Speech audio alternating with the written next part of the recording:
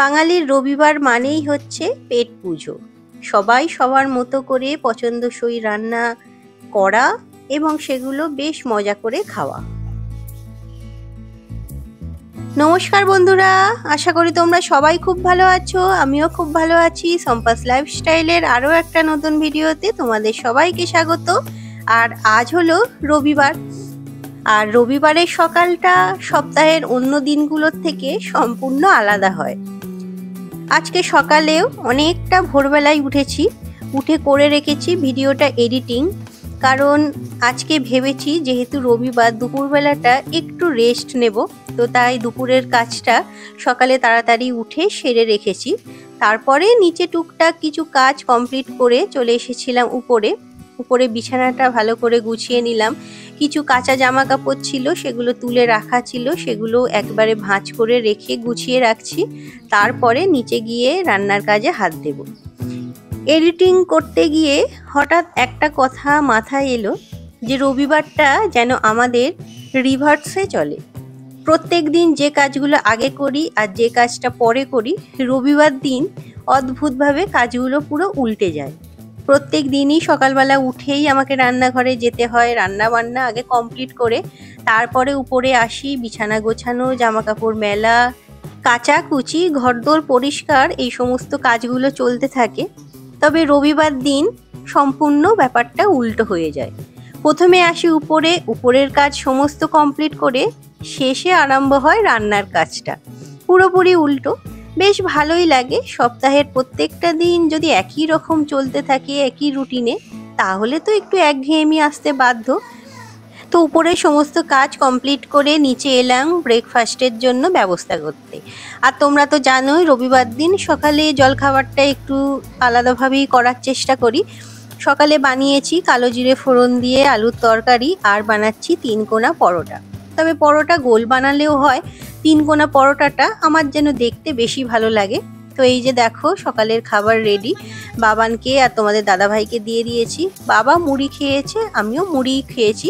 মুড়িটা আবার আমার একটু বেশিই ভালো লাগে। সকালবেলা পরোটা রুটি এগুলো খেতে খুব একটা পছন্দ নয় আমার। তারপরে এসে গেছি রান্নাতে। করেছি একটু বাঁধাকপির তরকারি, আর আজকে চিকেন রান্না হবে যেহেতু বাবা তো চিকেন খাবে না, তাই একটু বাঁধাকপির তরকারি করেছি, একটু মুসুর ডাল করেছি। আর তারপরে চিকেন রান্নাটা শুরু করেছি। কড়াতে গোটা জিরে, তেজপাতা, গোটা গরম মশলা সমস্ত কিছু ফোড়ন দিয়ে একটু ভেজে নিয়ে তারপরে দিয়ে দিয়েছি পেঁয়াজ কুচিগুলো। তবে আজকে চিকেনটা ভাবছি একটু আলাদাভাবে রান্না করব। অন্য দিন আগে বাটনাটা দিয়ে সেটা ভালো করে কষিয়ে নিয়ে মশলাটা কষানো হয়ে যাওয়ার পরে চিকেনগুলো দিই। তবে আজকে পেঁয়াজটা দেওয়ার পরেই চিকেনটা দিয়ে দিলাম। একটু ভাজা ভাজা করে নেব, তারপরে দেব বাটা মশলাটা। দেখি কীরকম খেতে লাগে। একটু অন্যরকম রান্না করতে সবসময় ইচ্ছা হয়। রোজই তো সেই একইভাবে রান্না হয়, আজ না হয় একটু আলাদা হলো। এই যে দেখো চিকেনগুলো আমার মোটামুটি ভাজা হয়ে গিয়েছিল। তারপরে তাতে ভাজা আলুগুলো দিয়ে বাটা মশলা দিলাম, টমেটো সস দিলাম একটু সোয়া সস, তারপর দিলাম কাশ্মীরি লঙ্কার গুঁড়ো, হলুদ গুঁড়ো, সমস্ত কিছু দিয়ে এবার চিকেনটাকে আমি বেশ কিছুক্ষণ ধরে ভালো করে কষিয়ে নেব। তো তোমরা এতক্ষণ যে যেখান থেকেই ভিডিওটা দেখছো, তোমাদের সবার কাছে অনুরোধ ভিডিওটা প্লিজ শেষ পর্যন্ত দেখার একটু চেষ্টা করো। আর ভিডিওর কোনো অংশ যদি তোমাদের একটু ভালো লেগে থাকে তাহলে অবশ্যই একটা লাইক করে দিয়ে তোমাদের বন্ধু বান্ধব আত্মীয় স্বজন সবার মধ্যে শেয়ার করে নিও।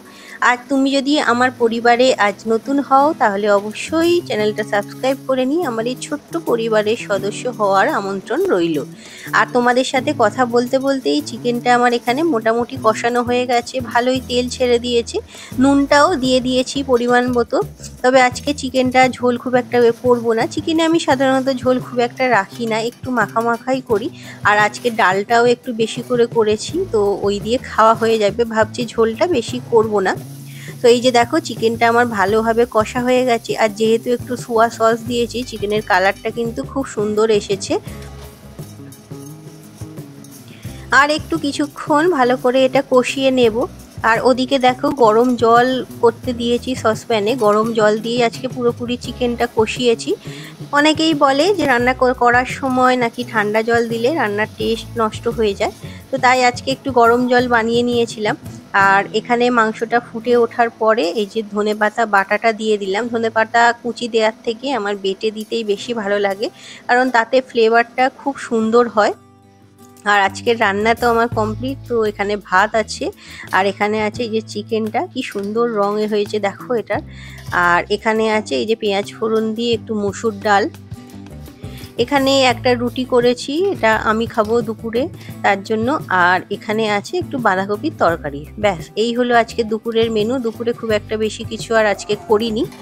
আর তারপরে এখন হলো সন্ধেবেলা, দুপুরবেলা এই যে এখানে কিছুটা কাবলি ছোলা ভিজিয়ে রেখেছিলাম, তো সেটা দিয়ে বানাবো হচ্ছে কিমা চানা। একেবারে অনুষ্ঠান বাড়িতে যেমন কিমা চানা হয় ঠিক একই রকম খেতে হবে। তো ছোলাগুলো সিদ্ধ করতে দেওয়ার আগে এই যে একটা সাদা কাপড়ে দেখো 2 চামচ চা পাতা নিয়ে নিয়েছি।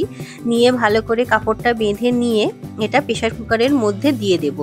দিলে কোনো রকম কিন্তু তেতো ভাব কিছুই আসবে না, তবে একটা চায়ের যে লিকার বেরোয় তাতে কিন্তু ছোলাটার কালার খুব সুন্দর হয়ে যায়। তো আমি যখনই চানা মশলা করি এইভাবেই বানাই, তোমরাও একবার বানিয়ে দেখতে পারো।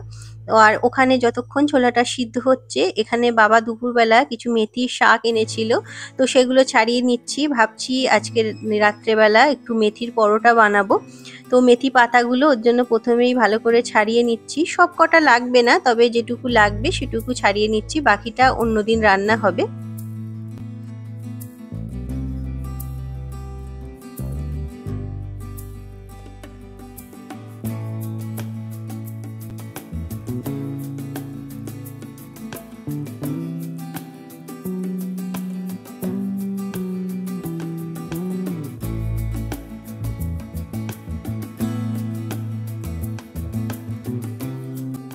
তো মেথি পাতা আমার সমস্ত ছাড়ানো হয়ে গেছে। তারপর ধুয়ে নিয়ে এই যে কাঁচি দিয়ে এগুলো ছোট ছোট করে কেটে নিচ্ছি।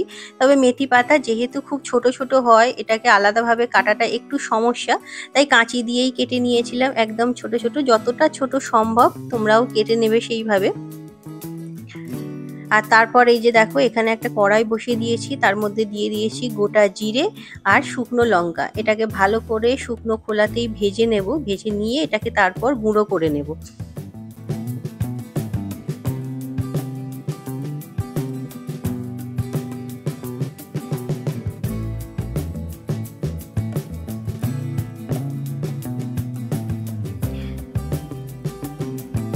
তো মেথির পরোটাটা আমি আটা দিয়েই বানাবো। তো আটা নিয়ে নিয়েছি, তার মধ্যে দিয়ে দিলাম সামান্য একটু মৌরি, স্বাদ মতো নুন, সামান্য একটু তেল শুধু ময়ম দেওয়ার জন্য। আর তারপরে এই যে জিরে আর শুকনো লঙ্কা যেটা গুঁড়ো করেছিলাম সেটা দিয়ে দিলাম।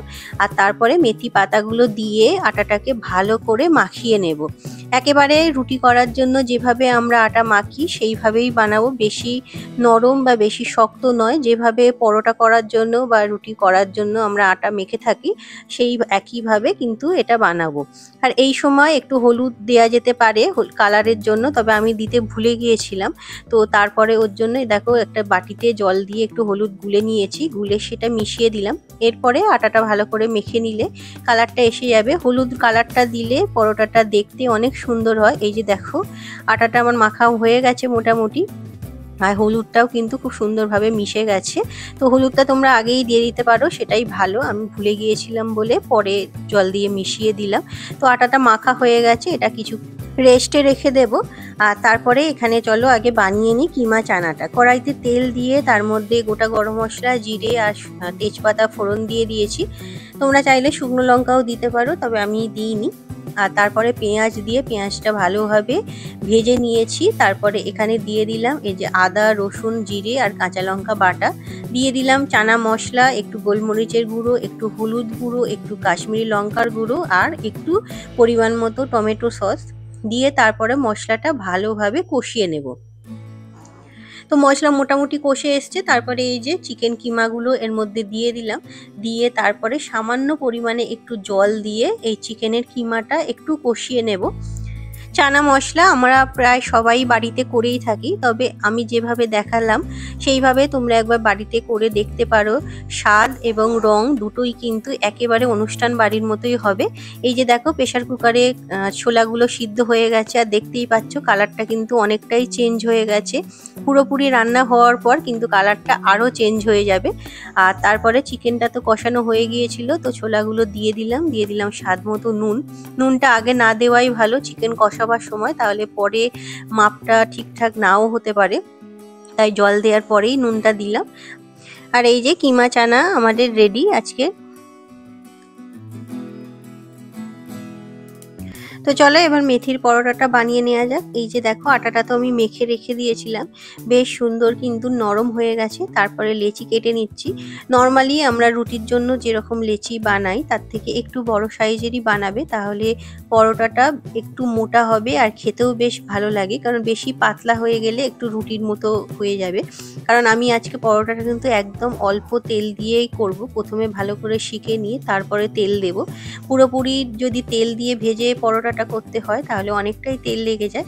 তো এই যে দেখো বেলে আমি একটা প্রথমে চাটুতে দিয়ে দিলাম, কিছুক্ষণ এটা আগে সেঁকে নেব ভালো করে, তারপরে এটাকে তেল দিয়ে ভাজবো। আর এখানে গ্যাসটাও লো ফ্লেমে করে দিলাম। লো ফ্লেমে রেখে ভালো করে পরোটাটা আগে সেঁকে নিচ্ছি, তারপরে এই যে পরিমাণ মতো তেল দিয়ে এটাকে ভালো করে ভেজে নেব।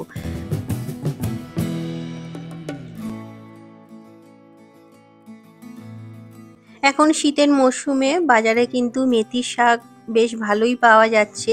তো নানা রকম পরোটা তো আমরা শীতকালে বানিয়ে খেয়েই থাকি, আর শীতকালে এইসব খাবারগুলো হজম করাটাও অনেকটা সহজ।